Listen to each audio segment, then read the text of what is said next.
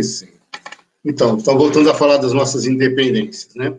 Ela difere um pouco da independência do Brasil, que teve algumas revoltas, tiveram algumas guerras, né? E no Brasil não teve não teve nenhuma guerra, né? No Brasil, a independência ela é um processo que acontece dentro da mesma família, né? A família Bragança, é uma continuidade dessa família. E um dos motivos até do Brasil ter o tamanho que ele tem hoje, né?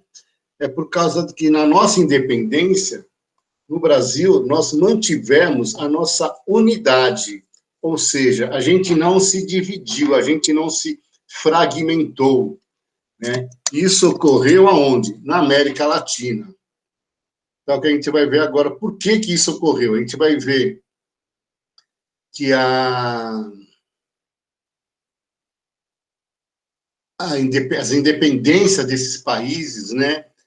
Elas acontecem quase todas na mesma época, né? Todas no século XIX, vai lá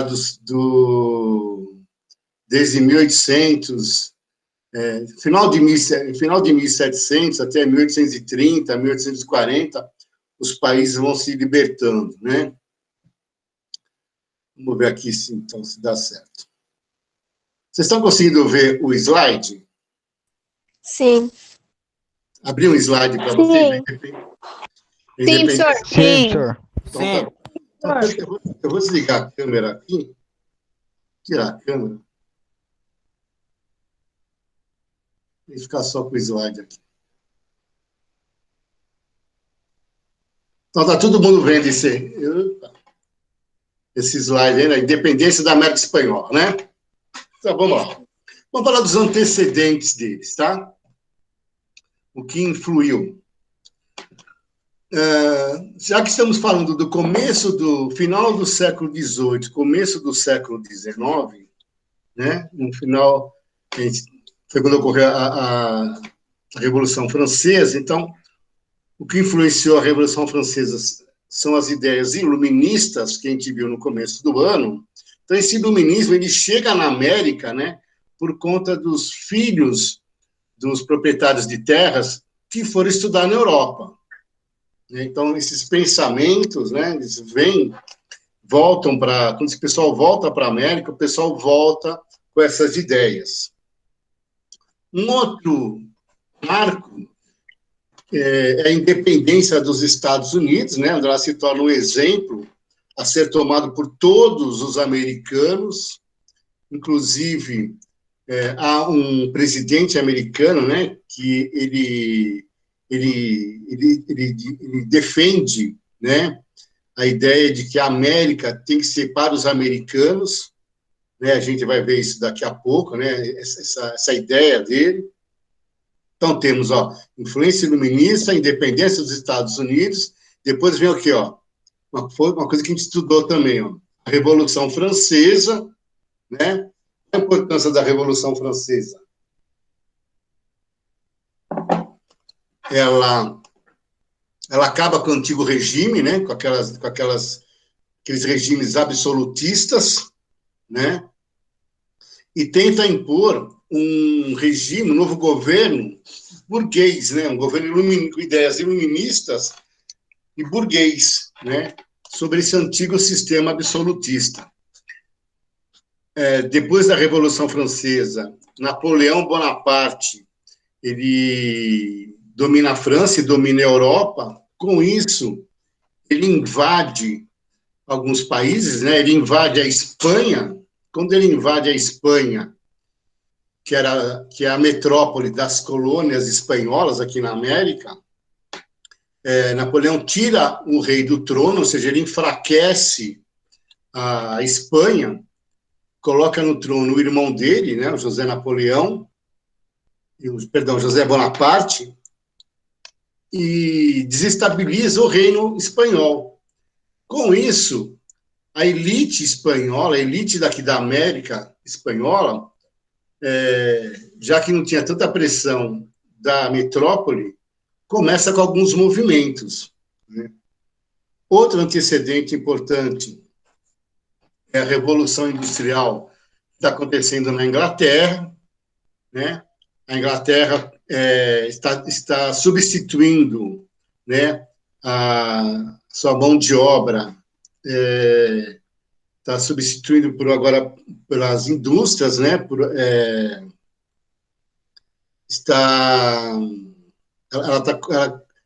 Ela precisa agora, já que ela está produzindo, ela precisa de mais matéria-prima e de mercados consumidores. Então, ela vê nas Américas, né, já que está enfraquecido o pacto colonial, está enfraquecido o sistema político, com isso enfraquece o pacto colonial, ou seja, os países agora, as colônias, elas começam a fazer comércio com alguns outros países, entre eles a Inglaterra. Então, a Inglaterra se aproveita disso, né, para apoiar essa independência. Há uma quebra no pacto colonial, né, o que é o pacto colonial? Né, a perda do controle sobre as colônias. O mesmo pacto que tinha aqui no Brasil, com Portugal, tem nas colônias espanholas com a Espanha. Ou seja, os países da Espanha, os países controlados pela Espanha, só podiam fazer comércio com a Espanha, né? Ele mandaria para lá matéria-prima e a Espanha mandaria para eles produtos manufaturados, né? Essa independência, né, ela tem uma divisão. Como é que era essa divisão? Como é que era a América do Sul? Como era a divisão da América? Como é que funcionava isso daí? Ó? Então, eu tenho, diferente do Brasil, ó, reparem que o Brasil, né, que é a América Portuguesa, tem toda essa unidade, e a América Espanhola ela é dividida, né? Aqui, ó, pelo vice-reino da Nova Espanha, que é hoje o México, o vice-reino da Nova Granada, que é onde está localizada hoje a Colômbia e o Equador, o vice-reino do Peru, que é onde está o Peru e a Bolívia hoje, e o vice-reino da Prata, que era onde tem hoje a Argentina, o Uruguai e o Paraguai. Então, esses vices-reinados, né, ou seja, eu já tinha até pelas próprias distâncias, né, pelo tamanho, eu tinha vários vice-reinados. O vice-rei, quem é o vice-rei? É uma pessoa nascida na metrópole, ou seja, ele é nascido na Espanha, né, e era enviado aqui para a América Espanhola para representar o rei espanhol em um determinado lugar. Haviam também algumas capitanias que tinham a função defensivas, e essas funções, esses locais estão bem locais estratégicos, né? Pode ver que está tudo voltado para o mar. Então, eu tenho aqui a capitania de Cuba, que é onde tem as ilhas hoje da América Central, a capitania da Guatemala, a capitania da Venezuela e a capitania do Chile, ou seja, para defender, né, esses vices-reinados aqui. A sociedade espanhola, aqui na América Espanhola, ela era dividida como? Eu tenho essa pirâmide social, onde, no alto da pirâmide, eu tenho aqui os chamados chapetones, que eram os colonos brancos nascidos na Espanha. Eles eram privilegiados porque eles ocupavam os cargos do alto escalão administrativo. Eles eram o quê? Eles que eram os proprietários de terras, né?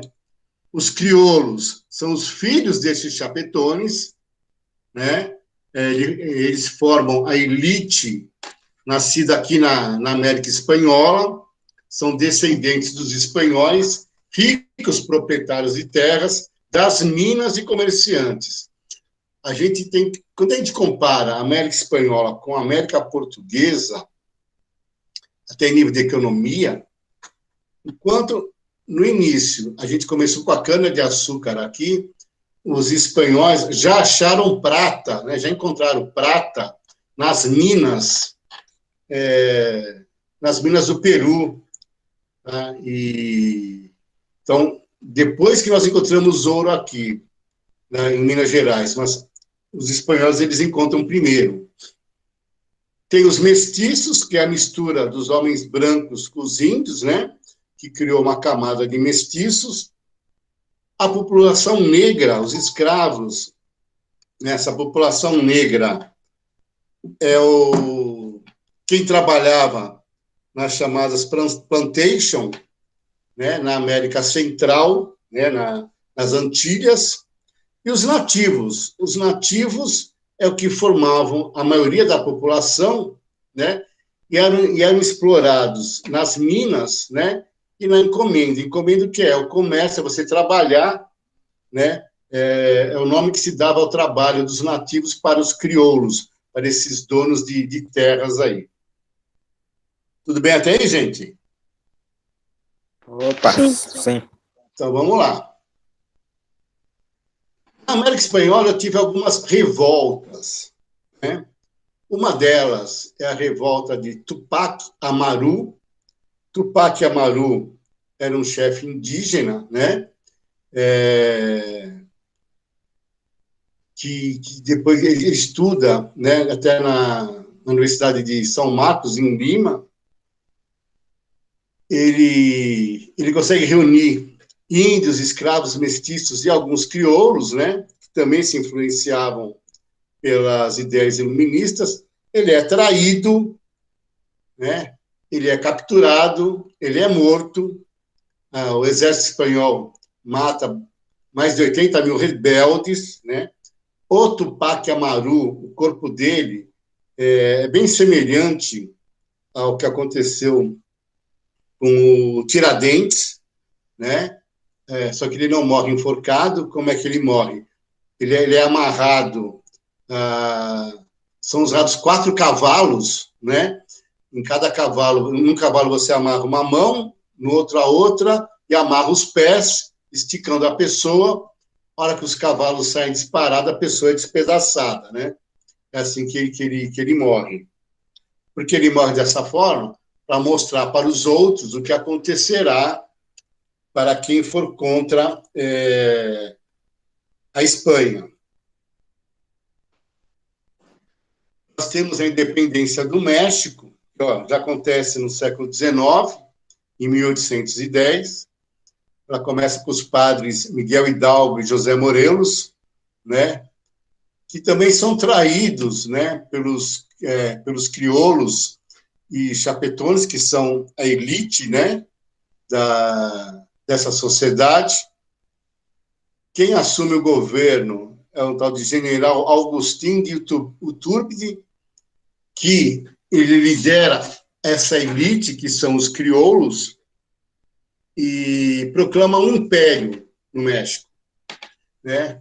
Só que ele era muito autoritário, ele fica só 10 anos, pouco menos de 10 anos no poder, aí ele é derrubado, e é quando a elite mexicana proclama a sua república.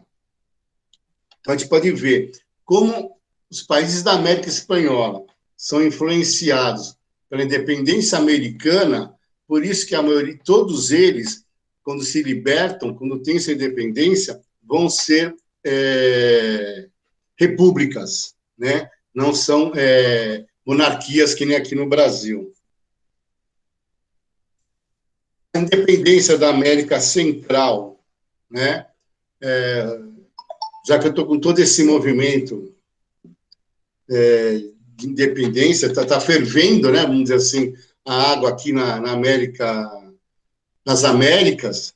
Então, os países da América Central se aproveitam também, se declaram livres da Espanha, eles formam as Províncias Unidas da América Central, só que 20 anos depois, né, por pressão da Inglaterra e por interesse comercial da Inglaterra, isso é fragmentado, isso é dividido. Por isso que na América Central também nós temos diversos países, né, como Guatemala, Honduras, El Salvador, Nicarágua, Costa Rica, o Panamá, a Jamaica, ou seja, eu tenho vários pequenos países, né, porque é muito melhor eu ter esses países divididos, até para controle deles, do que eu formar um bloco só. A independência do Paraguai acontece em 1811, ela é proclamada pelo José Gaspar Rodrigues, né, que ele faz um movimento isolacionista, ou seja, ele deixa o Paraguai isolado do resto da América Espanhola. O Paraguai, inclusive, vai ser um dos países que mais se desenvolve aqui na América do Sul, né? E só depois da guerra do Paraguai é que o Paraguai perde muito daquilo que ele conseguiu conquistar.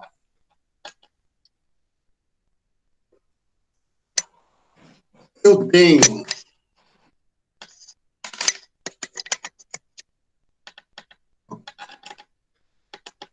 esse senhor aqui, José de Martim, ele é um aristocrata que estudou na Europa e ele lidera a independência da Argentina. Tanto é que ele está enterrado lá em Buenos Aires, na Catedral de Buenos Aires, onde hoje o Papa Francisco era o cardeal, né? Ele está enterrado lá, o José de San Martín. Tem um monumento para ele bem entrado da catedral, inclusive.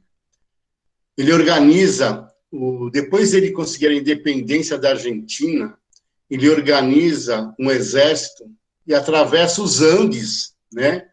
Ele cruza os Andes para conseguir a libertação do Chile.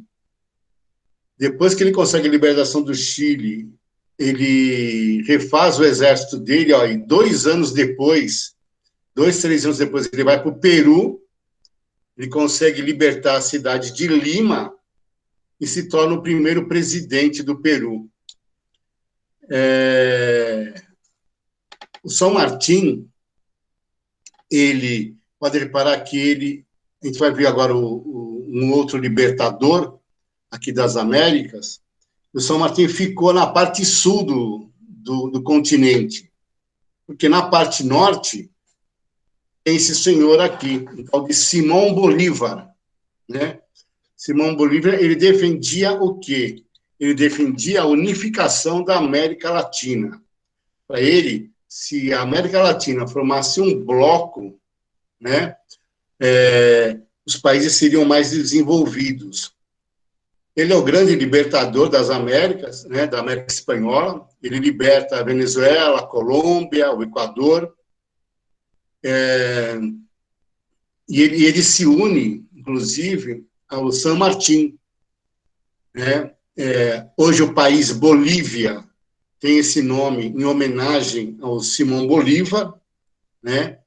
O campeonato de futebol que tem aqui na América do Sul, que é a Taça Libertadores da América, ela tem esse nome em homenagem ao Simão Bolívar, ao San Martín e alguns outros, né? Mas o Simão Martín, o Simão Bolívar, ele é marcado porque ele queria o quê? Ele queria a união das Américas, a união da América do Sul, né? Ele chamava de bolivarismo. Ele não atinge esse objetivo dele, né? Porque a América Espanhola, a América Hispânica agora, ela se fragmenta, ela se divide em vários estados, ou seja, em vários países, onde vai prevalecer o que a gente chama de poder caudilista, né? O ano que vem, quando a gente estudar mais a fundo a política nas Américas, né, aqui na América do Sul, a gente vai estudar muito esse termo de caudilismo, né? O que são os caudilistas? São os latifundiários, né, ou seja, os grandes proprietários de terra, os descendentes dos crioulos, né, que se mantêm no poder, né? Eles se tornam líderes populistas, né, bem carismáticos, né, e têm o apoio do povo. E isso vai ser uma coisa muito natural aqui na América do Sul, né? E se a gente for pensar bem, isso acontece até hoje, né? Aconteceu alguns caudilhos, né, que a gente chama. O Perón, que foi o presidente da Argentina na década de 70, 60, 70. Aqui no Brasil, você tem os governos populares do Getúlio Vargas, né, o populismo. O governo do Hugo Chávez na Venezuela, também uma força populista. O próprio Lula aqui no Brasil, né, é uma força populista também. Só que na América Latina, né, aqui na América Espanhola, assim que os países conseguem a sua liberdade, e os ingleses, né, tentam comercializar com todo mundo, eles são barrados por quem? Pelos americanos, né, que, conforme eu falei no começo dessa aula, essa doutrina Monroe, né, que era do início do século XIX, de 1823, notem que a nossa independência foi em 1822, né? O lema dela que era América para os americanos, ou seja, já que vamos comercializar, deixe que os Estados Unidos comercializam para vocês, né? Então, voltando aqui para vocês, quero voltar aqui no slide, que é esse daqui. Percebam que a América Latina, ela fica totalmente dividida, né, em vários países, né, e nós mantivemos a nossa unidade. Essa é a nossa grande diferença para o resto para a América Espanhola, né, que nós mantivemos um país unido, né, os portugueses, né, Dom Pedro I consegue manter o Brasil unido numa num único Estado, e essas independências que ocorreram na Espanha, né, nos países aqui da Espanha, da América Espanhola, fragmentou, dividiu todo mundo. Essa é a grande diferença, né, de nós como nação hoje para com esses países da América Latina. Todos os países da América do Sul, né, falam o idioma espanhol em virtude da colonização espanhola, e nós falamos o português em virtude da nossa colonização portuguesa, né? Essa é a nossa grande diferença. Pergunta, senhores? Pessoal? Não, professor. Fala um de cada vez. Um de cada vez.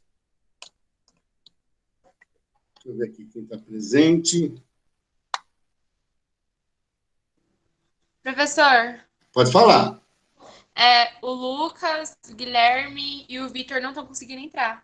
Eles pediram para avisar. O Lucas, Guilherme e o Vitor.